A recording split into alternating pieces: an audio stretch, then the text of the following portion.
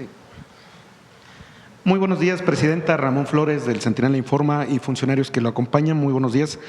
Presidenta, dado que menos del 3% del presupuesto total de salud se destina a la salud mental, pese a que los trastornos mentales afectan a cerca del 15% de la población en algún momento de su vida, preguntarle si existe un plan para incrementar esta proporción y cómo se medirá su impacto en términos de coberturas y reducción de casos no atendidos, y preguntarle al secretario de Salud también, abonando este tema, si tienen un padrón de cuántos psiquiatras hay en este país, porque esto también es un tema para atender a los niños de la salud mental.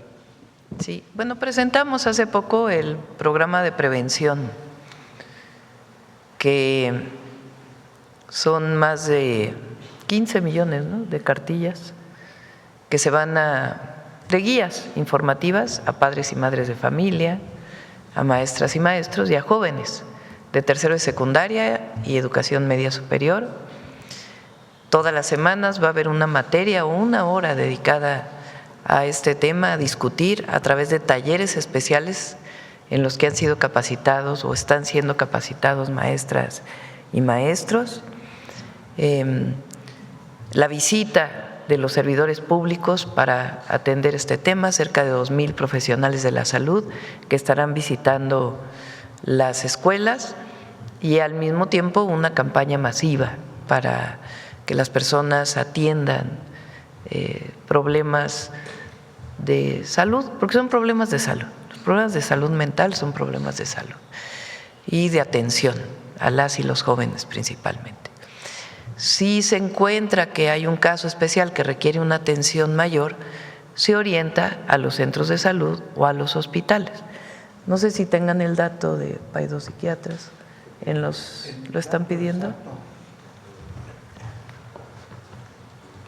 El dato exacto no lo tengo, sin embargo, sí tenemos psiquiatras que están en el DIF, en distintos centros de salud, y tienen como misión fundamental la atención de los niños en la etapa preescolar cuando presentan trastornos. Y tiene que ver también con el desarrollo no nada más emocional, sino también con el desarrollo desde el punto de vista neuronal en su crecimiento. Muchas gracias, secretario. Presidenta, sobre el mismo tema, México mantiene una tasa aproximada de 2.4 médicos por cada 1,000 habitantes, por debajo del promedio de la OCDE, que ronda los 3.7. Preguntarle qué estrategia cuantificable está implementando su administración para cerrar esta brecha y en qué plazo se espera alcanzar estándares internacionales sobre los médicos. A ver, número uno, y hay que decirlo siempre, porque si no se saca de contexto.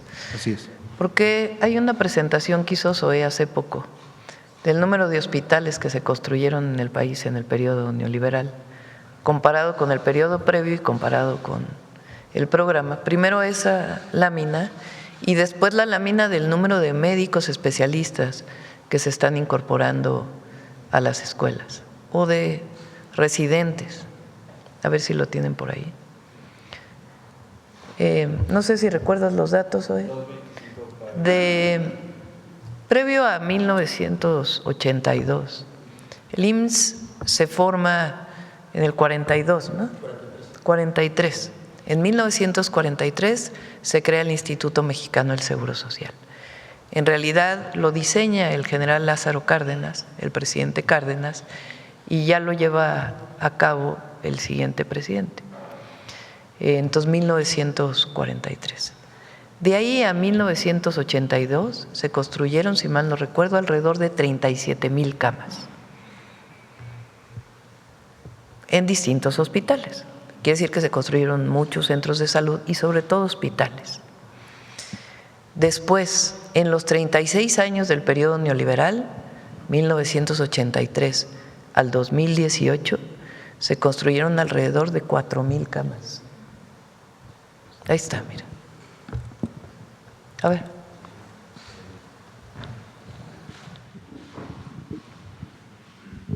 Esto es muy importante, porque un sistema de salud no se construye de un día al otro. Un sistema de salud público tiene que llevar pues un proceso de construcción. El Instituto Mexicano del Seguro Social atiende a cerca del 54% de la población en México. Por ahí, ¿verdad, Zoe? 54%, es decir, más de la mitad se atienden en el IMSS. De 1943, con Ávila Camacho, a 1982, 82 Sierra López Portillo, se construyen casi 30,000 camas.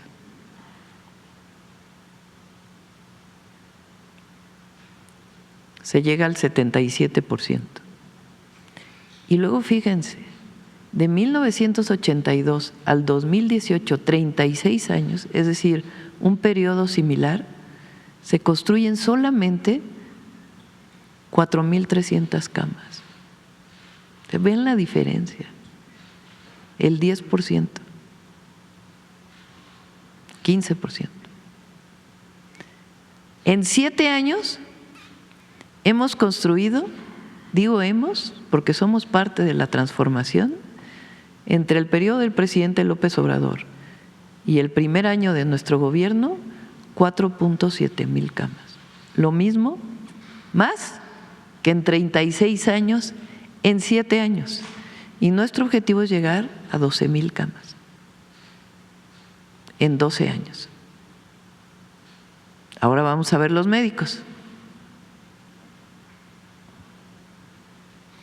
El final de ese, nada más para que tengan una idea, es el llamado Seguro Popular que tanto presumen, desde Fox hasta Peña Nieto. Bueno, número de plazas nuevas. Entre el 2011, claro, no se construían hospitales, pues tampoco había plazas, pero además había una idea de que mientras más restrictivo era el ingreso a las residencias, a las especialidades, iba a ser más excelente el doctor, cuando lo que estaban provocando es que no hubiera médicos especialistas para atender a las y a los mexicanos. Este es de todo el sistema de salud. O sea, cada año se incorporaban máximo, aquí, 8,124 médicas y médicos. Miren nada más la diferencia.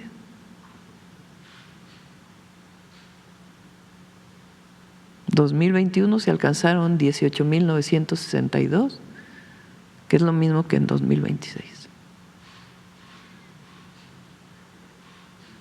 Porque nosotros creemos en algo que se llama derecho a la salud.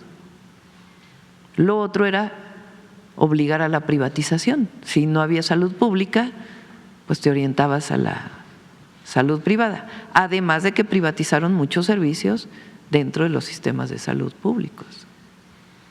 Entonces, nuestro objetivo es seguir creciendo. Más médicos, más enfermeras, más centros de salud, más hospitales y, muy importante, la salud preventiva. Por eso es el Salud Casa por Casa, por eso la Semana Nacional de Vacunación, que por cierto se queda todo mayo, equipo de todas las instituciones. En la Semana Nacional salen las enfermeras y enfermeros principalmente a vacunar fuera de los centros de salud. De todas maneras, en todo mayo vamos a seguir vacunando en centros de salud y en hospitales. Gracias. Y ya por último, Presidenta, sobre el mismo tema, considerando que el gasto público en salud de México se ha mantenido alrededor del 3% del Producto Interno Bruto, por debajo del 6% recomendado por organismos internacionales, preguntarle qué ajustes presupuestales específicos contempla su gobierno para incrementar esta proporción y cómo se traducirá ese aumento en mejoras medibles como cobertura, infraestructura y reducción del gasto de bolsillo, que actualmente supera el 40%, Presidente.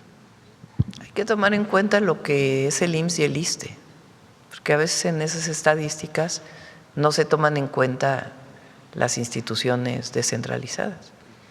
Nosotros vamos a seguir trabajando por construir el mejor sistema de salud público del mundo. Por eso vamos al Servicio Universal de Salud. Lo que presentamos hoy, fíjense, un hospital abandonado en Ciudad del Carmen, que hoy es una realidad para los habitantes de Ciudad del Carmen. un acelerador lineal para atender padecimientos de cáncer, que hoy es una realidad en el ISSSTE. Las rutas de la salud, con sus perfecciones que tenemos que hacer aún, tiene que perfeccionarse, pero estamos al 80% del abasto en medicamentos gratuitos, porque todo el sistema de salud en México es gratuito. Y nuestro objetivo es seguir trabajando todos los días, más centros de salud, más hospitales. Entonces llevamos inaugurados cerca de 37 entre unidades de medicina familiar y hospitales desde que llegamos. Y vamos a seguir. Muchas gracias, presidente. Gracias. Vamos por acá.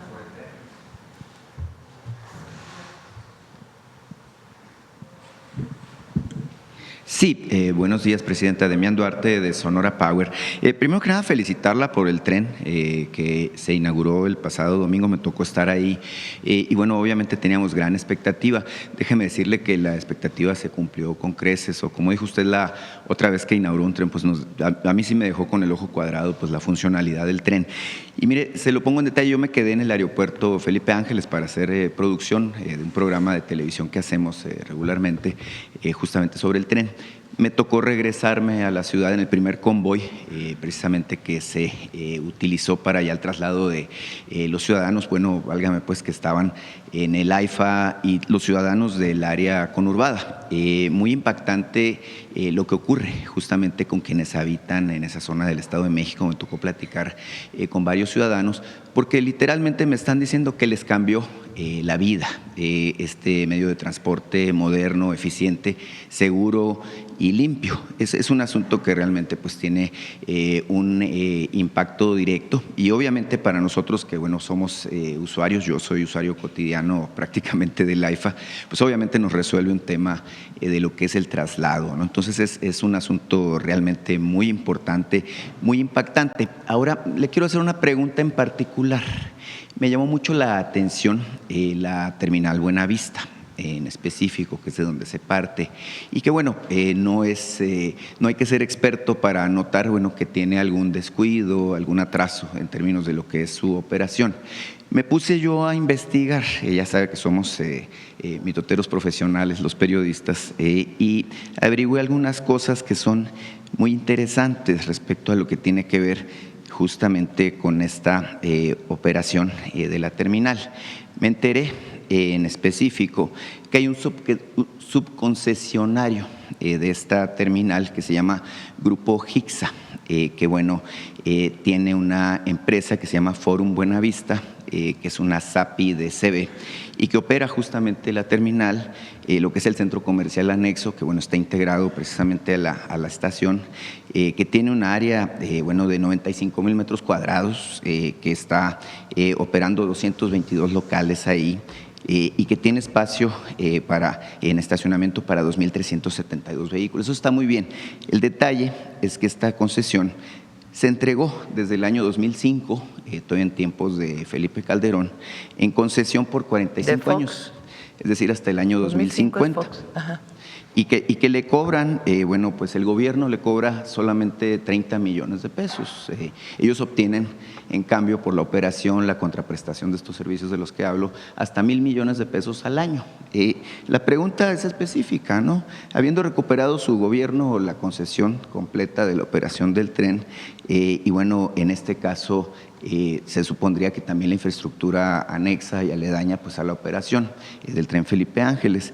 La pregunta es si será una posibilidad que se anule pues este contrato y que bueno, al final de cuentas entre en operación directa del gobierno, lo que tiene que ver justamente con esta terminal que es tan importante. Lo primero es recuperar la operación del tren. El tren funcionaba de Ciudad de México a Cuautitlán y hasta Lechería. Ahí hay una desviación que ya es lo que inauguramos, de Lechería al Aeropuerto Internacional Felipe Ángeles, y de ahí viene una desviación hasta Pachuca.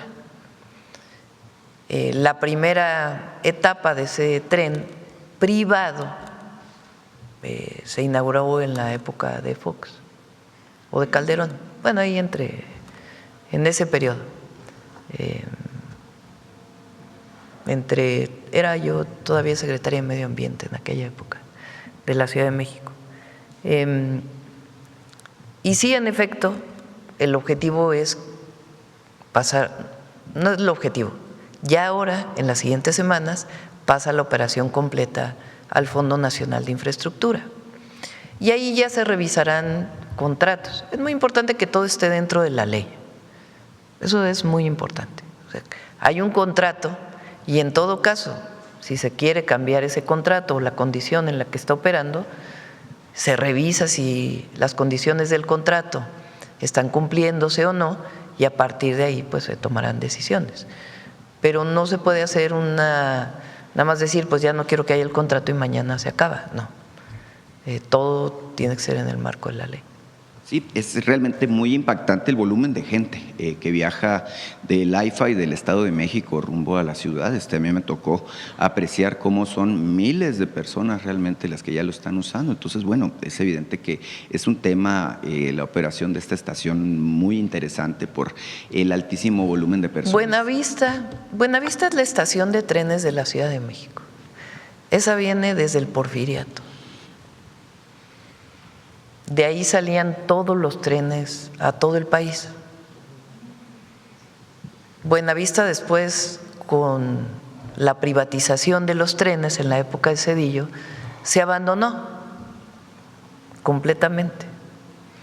Después se dio en concesión y se hizo el tren suburbano, operado por privados.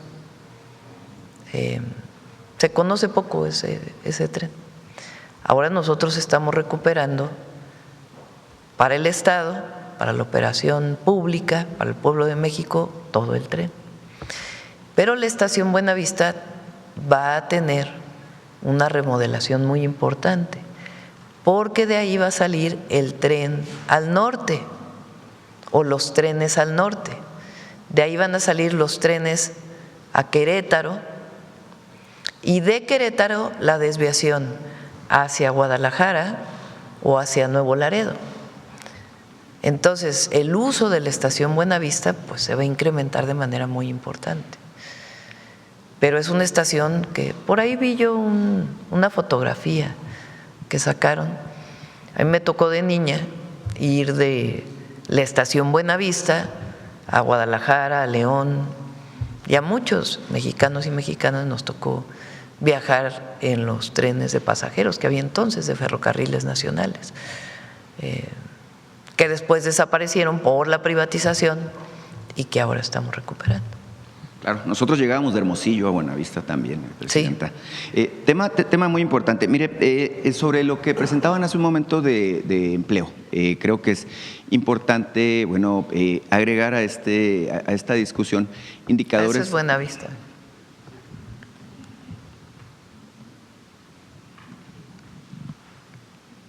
¿Qué año será? 62, 63, por ahí. ¿68?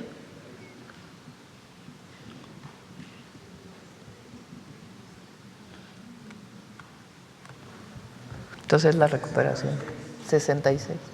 Sí. Sobre lo que presentaban de empleo, Presidenta, es muy importante evidentemente el avance que se da y la tasa de desempleo que se presenta. Somos el país número 1 en la Organización para la Cooperación y el Desarrollo Económico en niveles de pues no desempleo, ¿no? El 2.4% es muy relevante. Ahora, hay otros indicadores que son muy importantes y que permiten vislumbrar cómo está dándose el desempeño de la economía. Parece que hay cierto ánimo de descalificar, válgame pues, cómo se están comportando los indicadores, cómo se está moviendo la economía. Me llamó la atención lo que se publica hoy en la prensa especializada a propósito de un aumento muy importante del 27% en las exportaciones de nuestro país, de todo tipo de productos, pero particularmente hacia los Estados Unidos. Ese es un dato que creo que es muy relevante. Y hay otro que hace algunas semanas anda circulando por ahí, y es que México se consolidó al cierre del año 2025 como la economía número 12 del mundo por su tamaño, superando pues a países tan importantes como el caso de España, o Australia o Corea del Sur. Es un dato que ya venía de un par de años atrás, pero que se consolida justamente en este año. El dato más interesante de las exportaciones, a ver, pon el Financiero, creo que sale en el Financiero de hoy. Lo más interesante es que crecen las exportaciones respecto a las importaciones. Si recuerdan, uno de los objetivos del Plan México es importar menos, producir más para el consumo interno y para la exportación. Entonces, bueno, las exportaciones alcanzan récord en marzo de 70.7 mil millones de dólares. No sé si ahí viene el de las importaciones. Bueno, son cerca de 5 mil millones de dólares más de exportaciones frente a las importaciones en el primer trimestre. Hay algo que se llama la balanza comercial, que es qué tanto exportas, qué tanto importas. Y el objetivo para cualquier país es que sea positiva la balanza comercial, que exportes más, que produzcas más y exportes más que lo que importas. Y en el primer trimestre esa cifra así fue. Mira, ahí está. Saldo, 5.932 millones de dólares. Las exportaciones, 70.727 millones de dólares. Y las importaciones, 64.795 millones de dólares. Es decir, hay una balanza comercial positiva. Y eso es muy bueno para México. Sin duda se consolida la economía de México con una etapa importante de avance, de crecimiento y desarrollo. Presidenta, justo en este enfoque, y coincide mucho con lo que ustedes están haciendo, usted dio un mensaje que me parece muy relevante el domingo, donde habla que la esencia de la cuarta transformación en esta fase que usted encabeza, pues es justamente invertir recursos públicos en desarrollo y en servicios que sean accesibles a la población. Creo que esa es una expresión muy relevante al respecto de lo cual es el carácter de lo que usted está haciendo y de lo que se busca consolidar para nuestro país. Mire, revisando datos, me llamó la atención un informe que presentaba y aparecía creo ayer en alguno de los medios de acá de la Ciudad de México, el gobierno de Baja California, que dice que tiene un plan propio de vivienda, el gobierno de Baja California Norte, que habla de que tiene ya pues un plan que es concordante con el proyecto de vivienda para el bienestar, que ya permitió avanzar en 100,000 viviendas justamente en esa entidad.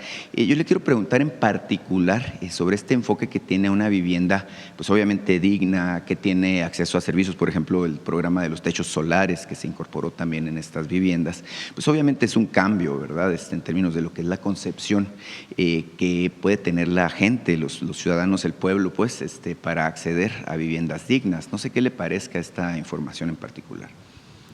Bueno, el programa que nosotros tenemos se llama Vivienda para el Bienestar. Mañana viene un nuevo enlace, ya no sé en cuál vamos, creo que es el número 20, porque estamos construyendo vivienda, ya tomó ritmo. El objetivo es 1.800.000 viviendas. Muy importante, 60 metros cuadrados, al menos, porque antes se construían de 45 metros cuadrados, de 40 metros cuadrados. Son al menos 60 metros cuadrados, 2 recámaras, un baño, sala, comedor y un pequeño cuarto de lavado, de servicio. Y muy accesibles, porque las viviendas cuestan cerca de 600,000 pesos. Y los créditos, pues son créditos que se pagan a través de el caso de quien está afiliado al Infonavit, a partir de su propio cheque. Ahí se va descontando un porcentaje pequeño. Si eres trabajador que estás afiliado al ISSSTE, se va descontando ahí.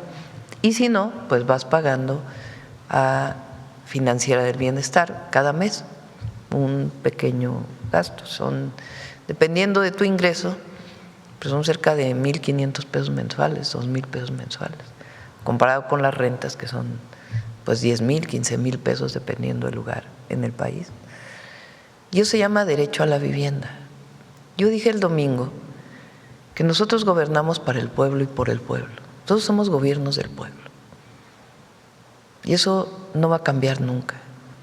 Y gobernar para el pueblo significa garantizar el derecho a la alimentación, el derecho a la educación, el derecho a la salud, el acceso a la vivienda, el acceso a la movilidad. Nosotros los consideramos derechos en el neoliberalismo todo eso se consideraba mercancía y por lo tanto privilegio, porque el que pueda pagar la educación, pues que vaya a la educación. Por eso se dejaron de construir educación media superior, universidades se dejaron de construir, en la idea de que el que tenía dinero que pagara por su educación. No, para nosotros es un derecho.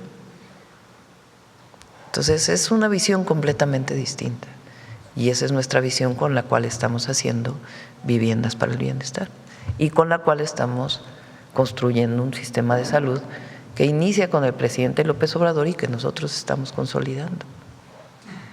Muchas gracias, presidenta. Gracias. Ya la estamos esperando en Sonora, pues. por cierto. Yo pensé que ibas por la siguiente. A ver.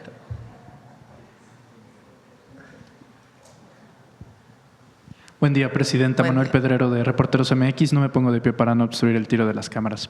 Presidenta, permítame preguntarle a usted sobre agenda política, solicitarle sus impresiones y comentarios después de que anoche se anunciara la renuncia del fiscal de Chihuahua, César Jauregui, después de admitir sus inconsistencias y incongruencias en las declaraciones que estuvo dando en las últimas semanas, aunado también de dos cosas. María Eugenia Campos, gobernadora de Chihuahua, confirma que no va a asistir el día de hoy al Senado de la República, ya que, a palabras expresas de ella, no le rinde cuentas al Senado, sino a los chihuahuenses. Y dos, que la propia unidad de investigación que ella misma creó para autoinvestigarse determinó que el responsable o el culpable de la entrada de estos agentes de la CIA, según ellos, es la persona que también murió dentro del accidente automovilístico. Además, claro, de que la propia unidad afirma de que no fueron 2, sino 4 agentes extranjeros. Sus comentarios al respecto, por favor, presidenta. Bueno, ya los he dado. Nosotros y a todos los mexicanos, en este caso, lo que nos importa es la defensa de la soberanía, de la Constitución y de la Ley de Seguridad Nacional. Y por eso es muy importante la aclaración de este caso. Ayer viene una renuncia y pues se tiene que seguir investigando. Tiene que seguir la investigación. No para con una renuncia. Tiene que seguirse investigando. Ese es no solamente un pensamiento de la presidenta, sino que lo trae la Fiscalía General de la República ya como una investigación. Entonces ya la Fiscalía ya podrá dar su información respecto a esto. Lo más importante para nosotros es el respeto a la soberanía de cualquier mexicano o mexicana y de cualquier gobierno, estatal, municipal y gobierno federal. Tiene que cumplirse con la ley. Presidenta, entre los mexicanos sobre este caso en específico hay una sensación de insatisfacción por justamente ver esto de manera reiterada, que políticos o en este caso titulares de ejecutivos estatales hagan este tipo de acciones y aparentemente no haya una sanción inmediata.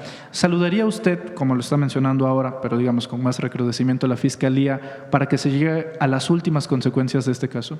Pues le corresponde ya a la Fiscalía, a ellos hacer la investigación. Lo que sí creo es que tiene que aclararse todo. No es menor, no es menor. Tanto en nuestra relación con Estados Unidos como en el cumplimiento de la ley de cualquier autoridad. Entonces no es que haya renunciado ya a un servidor público y ahí se termina todo. El pueblo de México tiene derecho a saber la verdad. Entonces, que se hagan todas las investigaciones. Cambiando abruptamente de tema, yo sé que normalmente le delega esta comunicación al Gabinete de Seguridad, pero no sé si nos pueda compartir detalles después de lo ocurrido ayer en Nayarit tras la detención de Audicene, presidenta. Ayer hubo 2 detenciones muy, muy relevantes y el Gabinete de Seguridad va a dar conferencia de prensa hoy. El secretario de Seguridad, el general secretario, el almirante secretario, para dar toda la información relacionada con estas 2 detenciones que son muy relevantes y que muestran primero la coordinación del Gabinete de Seguridad Federal, mucha coordinación entre Defensa, Marina, Seguridad y todas las instituciones digo CNI, por eso digo todas las instituciones vinculadas con la seguridad pública, lo que tiene que ver con el avance de la inteligencia e investigación en el país, que es uno de nuestros ejes, y los resultados que se dan. Porque no solamente es que se detenga a un personaje de la delincuencia organizada, un presunto delincuente mayor, lo que representaba esta persona, en términos de extorsión, de robo y de tráfico de estupefacientes, pero para la gente lo que significaba en términos de extorsión y otros delitos. Entonces, por eso ellos van a dar la conferencia y es muy relevante que conozca el pueblo de México cómo se coordina el Gabinete de Seguridad, porque saben que nos reunimos a las 6 de la mañana todos los días. Termina a las 7:20 la reunión, venimos nosotros a la mañanera, pero ellos se quedan trabajando en una coordinación permanente. Entonces es un muy buen resultado del Gabinete de Seguridad. Parece inverosímil de resaltarlo, pero estas detenciones con elementos mexicanos. Sí, es que puede haber información que proporcione alguna institución del gobierno de los Estados Unidos, pero tiene que ser en el marco del entendimiento que se tiene, necesariamente, y no de la operación en tierra con elementos de alguna de las agencias de investigación. Eso era día con día del periodo de Calderón. Y nosotros somos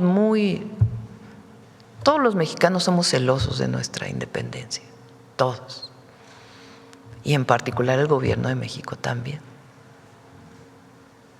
Este gobierno, el gobierno del presidente López Obrador. Y antes, pues ya, que se juzgue. Gracias, Presidenta. Para finalizar, ya regresando a uno de los temas que habían presentado, sobre empleo, ¿no sería saludable, aprovechando la presencia del secretario del Trabajo, que se recordara por lo menos que estos que promueven la idea de la pérdida de empleos y demás, pues son los mismos que causaron una de las mayores tragedias laborales justamente en el sexenio de Felipe Calderón? También sería sano recordar que incluso en su campaña él se vendía como el presidente del empleo. Y al final, en 2012, más de 2 millones de mexicanos cayeron en la informalidad. Bueno, nada más el caso de Luz y Fuerza, se desplomaron más de 44,000 trabajos de mujeres y hombres que proveían sustento a su familia. ¿No sería sano también, Presidenta, poner énfasis de dónde vienen estas narrativas y que justamente pues no hay ninguna autoridad moral para hablar justamente del caso del empleo? Sí. ¿Quieres comentar algo, Mara?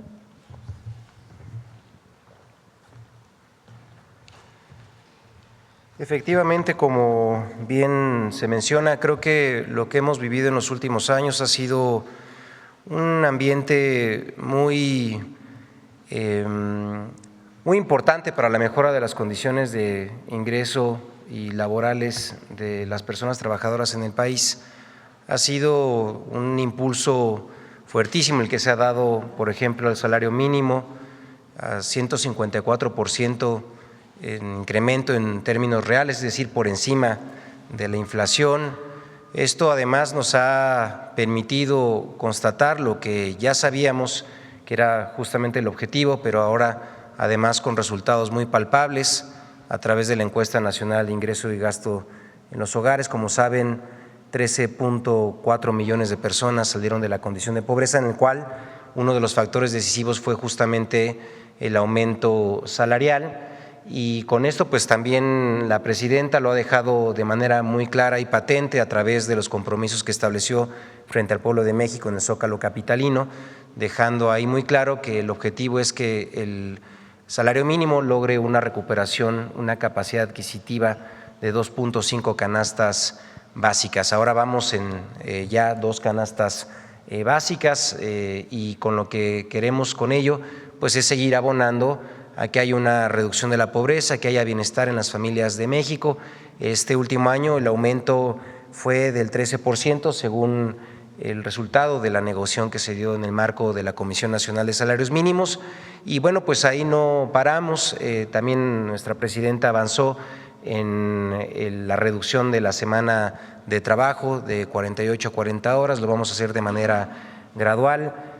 También se está ya por implementar el certificado laboral de agroexportación, incluso aprovechando esto en el marco de la Semana del Trabajo. Y bueno, pues todo lo que referimos es pues un impulso muy importante a la agenda laboral, vista también de lo que pasó en las décadas anteriores, en donde pues ustedes lo conocen, hubo una precarización del trabajo, una limitación del aumento del salario de las y los trabajadores del país, y esto también significó pues que hubiera un aumento en la pobreza. Entonces, justamente estamos ahora en la dirección contraria. Esto es la transformación del país, y pues también se refleja en que hay más empleos, en que además estos empleos que se han generado tienen además mejores condiciones, que tienen también cobertura de la seguridad social, como refirió también el director del IMSS, y pues bueno, vamos a avanzar en esa dirección, Presidenta.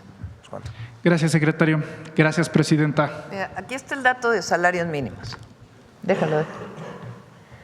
Si nosotros acabamos de poner una gráfica del número de hospitales, del número de médicos que se contrataban.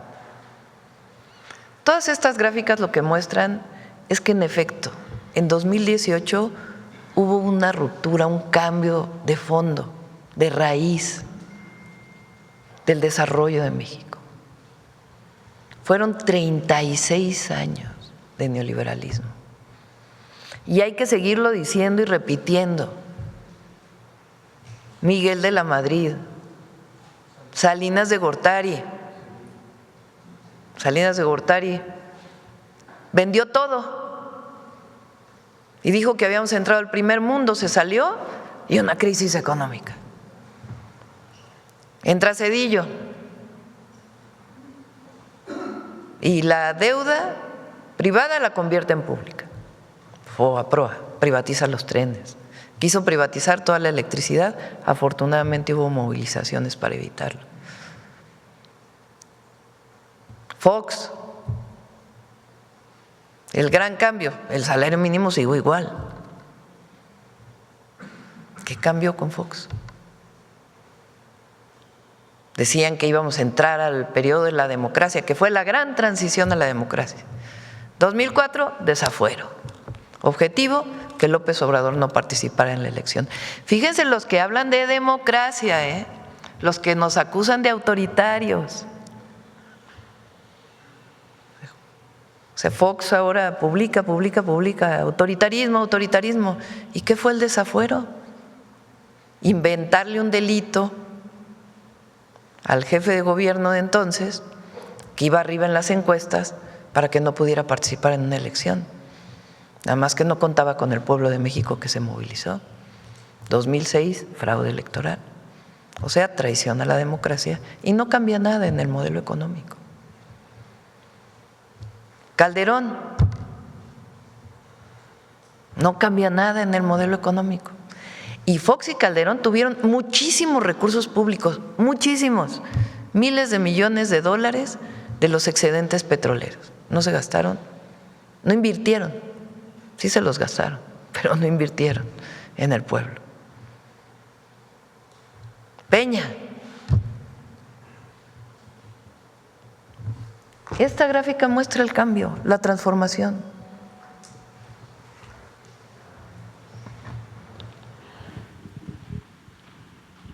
Pero podemos agarrar, voy a hacer una conferencia y voy a tomar 15 gráficas de 15 indicadores de la transformación de México. Hace rato pusimos número de hospitales, número de médicos contratados. Bueno, aquí está el salario mínimo. No subió. Y si nos vamos para atrás, igual. Primer gran cambio. Vean nada más cómo sube el salario mínimo López Obrador. De 140 pesos diarios, estos son, lo tomen 123. En el 19 lo sube a 140 y termina su sexenio con 260 pesos diarios. Entramos nosotros y hoy está en 315 pesos diarios. En el 2018 el salario mensual era de menos de 3,000 pesos. Hoy estamos en un salario mensual de poco más de 9,400 pesos. Eso se llama distribución de la riqueza. Y además hay empleo. Hay programas de bienestar. Entonces, claro que orgullosamente somos gobiernos de la transformación y esto lo tienen que saber los jóvenes, porque hay jóvenes que nacieron en el 2005, 2006, que hoy tienen 20 años. O sea, para ellos el fraude electoral del 2006 pues es cuando nacieron. No, el cambio es profundo, radical, de fondo.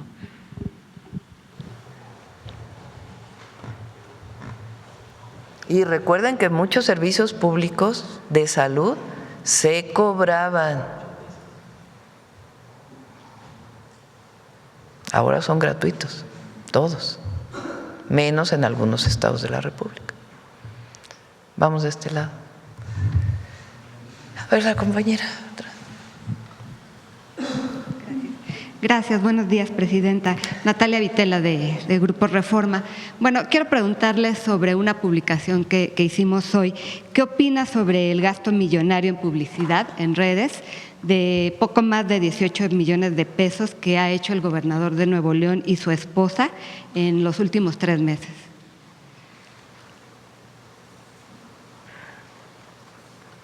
Todos tenemos que ser austeros y cumplir con la ley.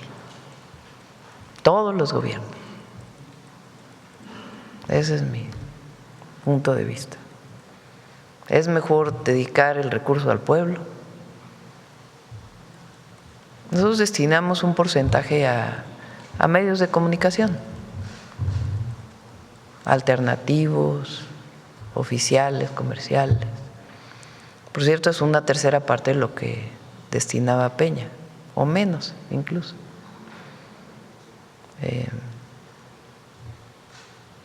Y claro que hay que difundir los logros del gobierno, pero la promoción personal, pues sí,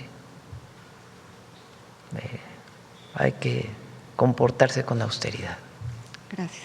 Volviendo al caso de… Por cierto, sí. Sacaron una nota ustedes antes de ayer. ¿Por qué no la pones? Sí sacó Gobernación su aclaración, ¿verdad? Porque es importante.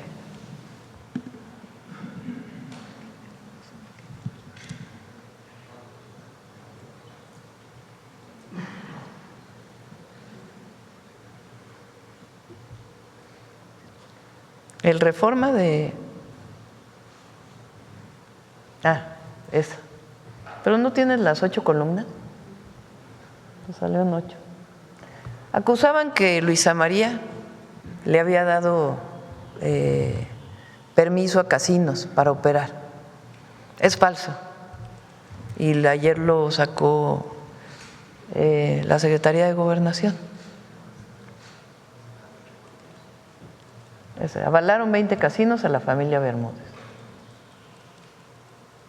Ahora, no, la de Gobernación, por favor.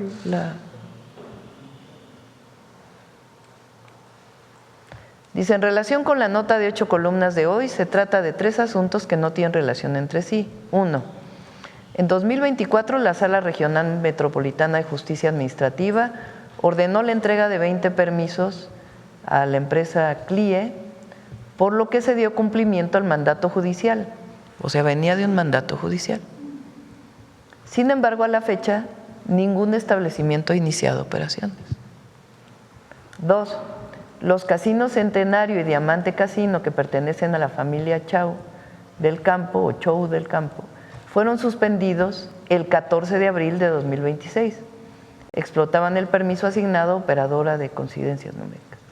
Y 3, una página está suspendida en 2025. Lo importante de la nota es el 1. Es decir, fue un mandato de un juez que solicitó la apertura. Entonces no fue una decisión de la Secretaría de Gobernación entonces, sino un mandato de un juez. Y además, pues no están operando. Entonces es importante la aclaración. Sí, de hecho también se publica hoy Sí. esta información. Volviendo al caso de Chihuahua y el operativo, le quiero preguntar, la fiscal que está a cargo de la investigación hablaba ayer de 2 agentes extranjeros más. No sé si usted nos puede dar más información al respecto. Quería preguntarle esto y también saber su opinión sobre que se habla de que Oseguera era el que tenía este contacto extraoficial. ¿Cómo? Sí, su opinión sobre que se vincula a Oseguera con el contacto extraoficial con los agentes de Estados Unidos y se habla de otros 2 agentes extranjeros. Yo creo que ya lo tiene que aclarar la Fiscalía, ¿no? Ya en su investigación. Nosotros en mi caso he mantenido una posición muy clara. Dice hoy el Wall Street Journal que la posición que he tomado no es contra el gobierno de los Estados Unidos. Entonces nosotros hicimos una nota diplomática a la Embajada de Estados Unidos pidiendo explicación sobre este caso y diciendo que el gobierno federal no estaba informado y también diciendo que esto no puede ocurrir. Entonces, claro que hicimos la nota diplomática, pero el tema aquí es la violación a una ley por parte de una autoridad nacional. Gracias. Ya, por último, Presidenta, preguntarle sobre el caso del contraalmirante Fernando Farías Laguna. ¿Sería posible que el gobierno de Milei use esto para golpear a su vez al gobierno mexicano? Bueno, no sé, ya que vea la Fiscalía, ¿no? La Fiscalía es quien lleva el caso y ya lo que se está pidiendo es la deportación porque entró con pasaporte falso o la extradición, en todo caso. ¿Tiene ya la Fiscalía tendría que determinarlo. ¿Hay alguna respuesta sobre se va a deportar esa extradición? No lo informaron en el Gabinete de Seguridad, pero con gusto preguntamos a la Fiscalía o a Relaciones Exteriores cómo va este caso. Gracias, Presidenta. Gracias. Vamos de este lado, a ver allá ese proceso. Gracias, Presidenta. Adelia Escobar, de Proceso. Precisamente sobre el tema de Chihuahua, yo le quería preguntar si ya hubo respuesta por parte del gobierno de Estados Unidos a esta nota diplomática y a la solicitud de información de qué hacían agentes de Estados Unidos aquí. Sí, están dando la información y también en la nota de respuesta nos dicen claramente que ellos quieren respetar la ley y la Constitución en México. Así viene la nota diplomática. Bien, yo quisiera preguntarle también si ayer usted mencionaba que se esperaba que fuera un caso de excepción, evidentemente para que no vuelva a pasar, pero en realidad, ¿a qué se refiere con esto? O sea, ¿sí habrá sanciones también a los agentes? No, bueno, los agentes fallecieron. Bueno, a la agencia más bien. A la agencia que envió a los agentes aquí. Me refiero un tanto más a si habrá expulsión de los agentes de esta agencia. No, en el momento no. Lo que estamos diciéndole a Estados Unidos es a México se le respeta, en pocas palabras. En este caso, había ciudadanos estadounidenses en un operativo que le corresponde solamente a las autoridades mexicanas. Entonces les hace saber que eso está fuera de la ley. Y ellos contestan, nos vamos a ceñir a los acuerdos que tenemos y al marco de la ley y la Constitución en México. Sí, un poco también la pregunta está relacionada con el hecho de, entonces, no habrá expulsión de estos agentes y también si usted a esto de un caso de excepción se refiere a que esto quede como una lección y hacia adelante que no se repita. Caso de excepción exactamente es que sea una excepción a la regla y que a partir de ahora no se repita. Pero ¿quién tiene que colaborar con esto? Las autoridades estatales. Entonces las autoridades estatales tienen que cumplir con la ley. Y en el caso de los Estados Unidos les ha quedado claro que no permitimos nosotros que haya participación en tierra, en operaciones de miembros de cualquier ciudadano estadounidense. Y un poco la pregunta también es porque por ejemplo, si se da la destitución de un funcionario estatal, pues no sería no aplicar las sanciones de forma pareja tanto al gobierno estatal como a las agencias, o en este caso la agencia que participó, a los agentes de esta agencia. Los dos agentes que participaron, que tenemos conocimiento que participaron, lamentablemente fallecieron. Sí, me refiero a los que Entonces, quedan de esa Lo agencia. primero es la humanidad. Pues, por supuesto, sentir el fallecimiento de dos personas extranjeras que participaban. Entonces, ¿cómo vas a sancionar a dos personas que lamentablemente fallecieron? No, claramente me estoy refiriendo a las agencias. Al gobierno de los Estados Unidos, pues es el extrañamiento de que esto esté pasando, la nota diplomática y la respuesta de ellos, de que vamos a seguir colaborando en el marco de lo que hemos establecido. Sí, y dado que, bueno, pues hemos visto que se ha podido hacer, quisiera preguntar si además de la carta que se envía a los gobernadores, ¿ustedes estarían haciendo una revisión de qué están haciendo los gobiernos estatales en cuanto a operativos? Tienen que cumplir con la ley. Nosotros no estamos para vigilar a los gobiernos estatales. Claro, a menos que cometan un delito. Pero imagínate si el Gabinete de Seguridad se dedicara a vigilar qué hacen los gobiernos estatales en materia de seguridad. No, nos coordinamos y les pedimos que cumplan con la ley. Si no cumplen con la ley, pues hay consecuencias, como cualquier ciudadano mexicano, y más si eres autoridad. Bien, Presidenta, también ya vimos también un adelanto, pues un tanto de la postura del gobierno de Estados Unidos en torno a que en declaraciones en días pasados también el presidente Trump ha dicho a medios de Estados Unidos que Estados Unidos, que México está perdido y Estados Unidos es su única esperanza. ¿No sería justo el adelanto de la postura del gobierno de Estados Unidos en torno en general a lo que están haciendo? A ver, otra vez. Sí, que en algunas declaraciones que da el presidente Trump hace unos días a medios estadounidenses es que México está perdido y la Casa Blanca, y que Estados Unidos es su única esperanza.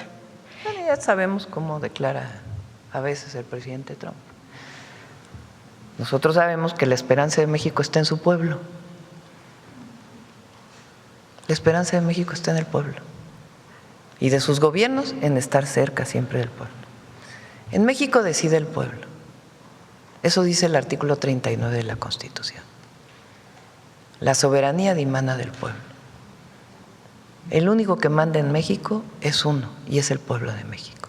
Nadie más, y menos dictados desde el extranjero. Entonces colaboramos, nos coordinamos, cooperamos, pero como dije ayer, en una relación de iguales, de respeto.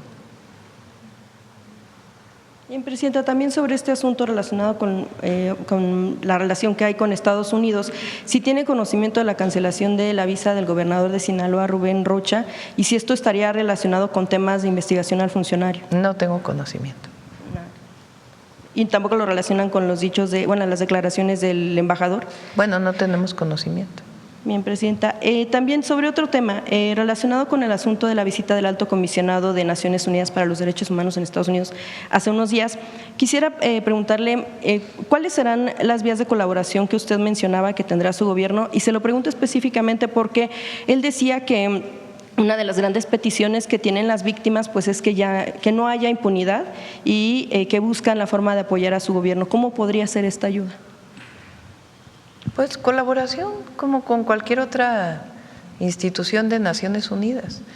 La Secretaría de Gobernación va a seguir informando sobre distintos temas relacionados con derechos humanos y la colaboración que se tiene con organismos de Naciones Unidas y en particular con el Alto Comisionado de Derechos Humanos y su representación en México. Se colabora en distintos temas y vamos a seguir colaborando. Y habló usted con él sobre las conclusiones del Comité en contra de la desaparición forzada, lo comentó sobre el rechazo, la postura, y ¿qué respuesta hubo? Bueno, él la dio públicamente, no, lo mismo que dijo públicamente, a ver si buscas la declaración.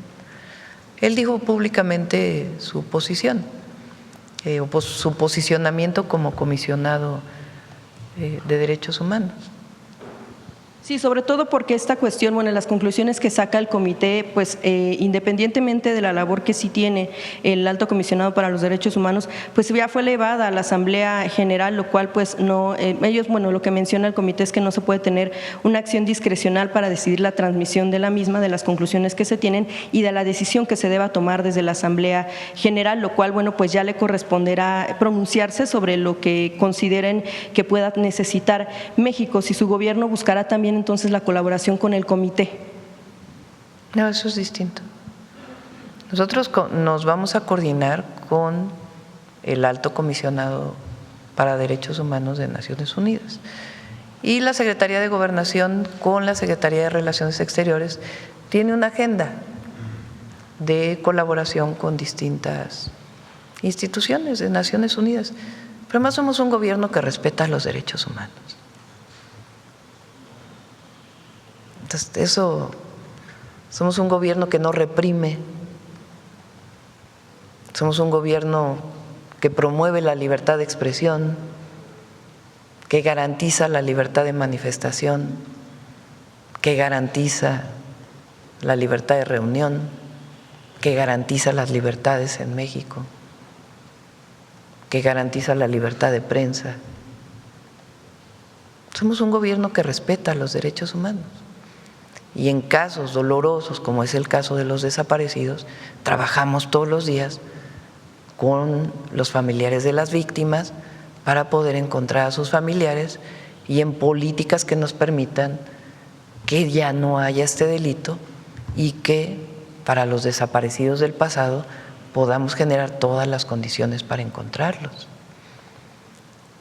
Entonces, en ese marco colaboramos con las agencias, con los organismos, con las instituciones de Naciones Unidas.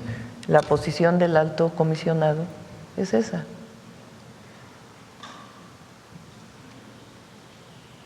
O sea, es lo que él opina sobre las conclusiones del Comité de Desaparición Forzada. No, lo que él opina sobre las conclusiones, pues él tiene que decir. Pero esta es una posición muy relevante, que está vinculada con las víctimas, no vinculada con el uso que algunos le quieren dar a un tema doloroso para todas y para todos. Y acusar al gobierno de México de que no estamos atendiendo el tema. Pues no, eso sí no lo vamos a aceptar, porque trabajamos todos los días. Hay una comisión de búsqueda, una comisión de víctimas, la Secretaría de Gobernación, el gabinete, los estados de la República, trabajando para erradicar este delito, sobre todo el vinculado con la delincuencia organizada, y al mismo tiempo seguir buscando a las personas desaparecidas. Precisamente sobre lo que mencionaba de los colectivos, yo quisiera preguntarle por último de este tema es si considera usted que por ahí podremos llegar ya a un punto en el que sean las instituciones de búsqueda las que se dediquen o que hagan las labores completamente de la búsqueda y que ya no recaiga esta responsabilidad y esta labor en los colectivos. No, lo hacen conjuntamente. Muchísimo. Miren, la Guardia Nacional acompaña a los colectivos. Por ejemplo, cosas que no se saben. Sí, sí. Rosa Isela puede dar la protección que tienen muchísimos familiares de la Guardia Nacional, de la Secretaría de Gobernación, y siempre se busca el contacto para poder hacer la búsqueda conjuntamente. Y la búsqueda que hace la comisionada es muy, muy relevante. Entonces, porque se quiere dar esta idea de que el gobierno no hace nada, de que el gobierno está sentado en su silla y no hace nada, y no. Quien es responsable en este caso del gobierno es Arturo Medina y trabaja todos los días con los colectivos, todos los días. Habla con ellos, contesta llamadas, incorpora a la búsqueda, a la comisión. Aparte, los colectivos pues hacen sus propias búsquedas. Siempre les hemos dicho que queremos acompañarles, pero esto de que el gobierno no trabaja, pues eso sí, ¿cómo lo vamos a aceptar? Imagínate. Sí, no, precisamente es justo, o sea, que la mayor parte o toda la labor ya la hagan las instituciones y no los colectivos, que tengan que pedir. Por eso, pero si ellos quieren hacer esa labor, tú no se lo puedes impedir. O sea, yo no le puedo impedir a una madre que busca un hijo, decirle, no busques, no.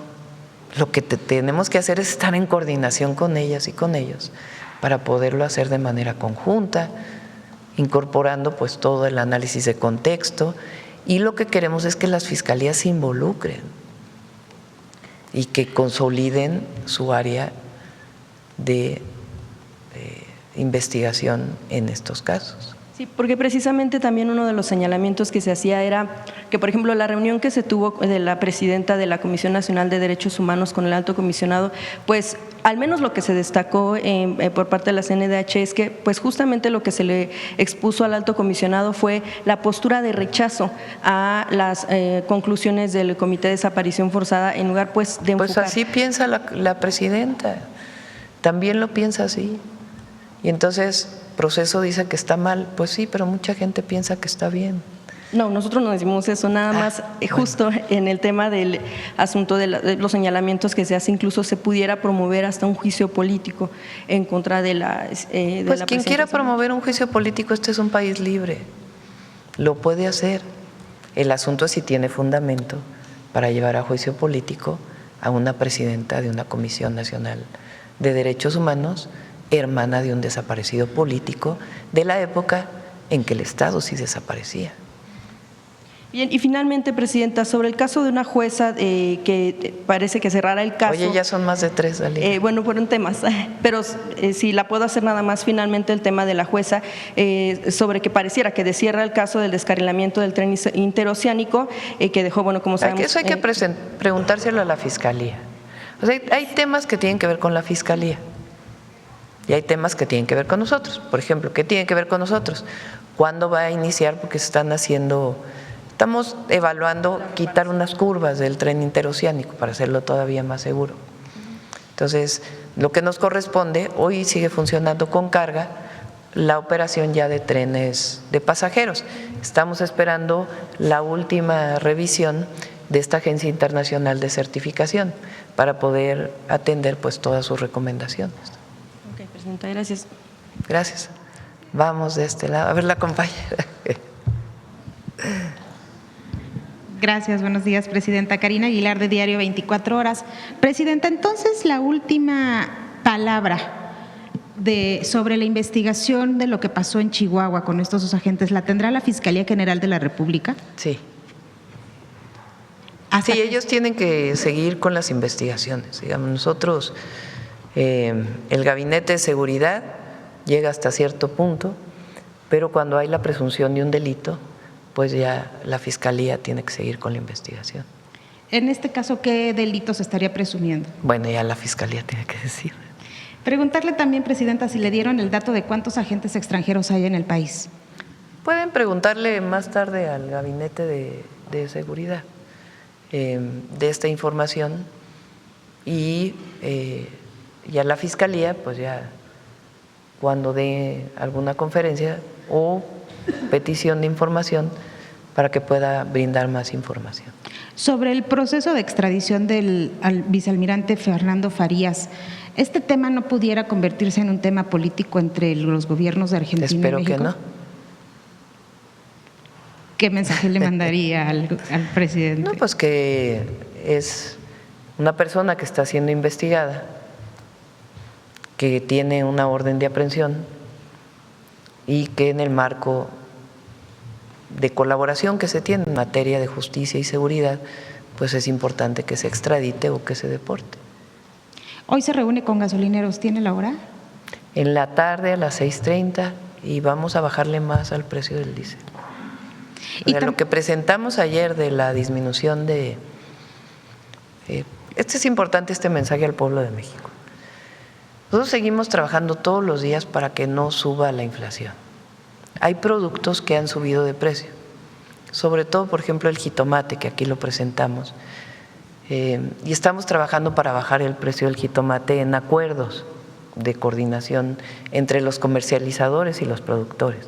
Espero que pronto podamos dar una buena noticia en este sentido. Nosotros trabajamos todos los días para que su ingreso alcance y que no haya inflación. Entonces, Antes nada más decían pues que el Banco de México suba las tasas de interés y ya, con eso se acaba la inflación. Primero, es un decir que se acaba toda la inflación, y segundo, al subir las tasas de interés provoca otros problemas en la economía mexicana. Y no todo es macroeconómico, mucho tiene que trabajarse. Entonces, hemos logrado un muy buen acuerdo para la gasolina, vamos a bajarle todavía más al precio del diésel y estamos trabajando para bajar el precio de sobre todo algunos perecederos que han aumentado mucho de precio por razones que no tienen que ver con el gobierno o con los productores, sino que hay menos jitomate en el mercado hoy de lo que hubo el año pasado, por distintas razones. Entonces, una helada en Florida tiene que ver con temas internacionales, pero trabajamos todos los días para bajar los precios. Una de las ventajas por otro lado, una de las ventajas del tren suburbano es que existía seguridad al interior de los vagones y afuera. ¿Esta seguridad se va a mantener ahora que pasa al gobierno? Sí, se va a mantener. Tiene tanto sus propias contrataciones el Fondo Nacional de Infraestructura como la Guardia Nacional también nos va a seguir ayudando. Gracias, presidenta. Gracias. Bueno, ahora sí acabamos, ¿no? Cerramos 9:15. Hoy cerramos temprano. Vámonos. Buen día. Nos vemos mañana.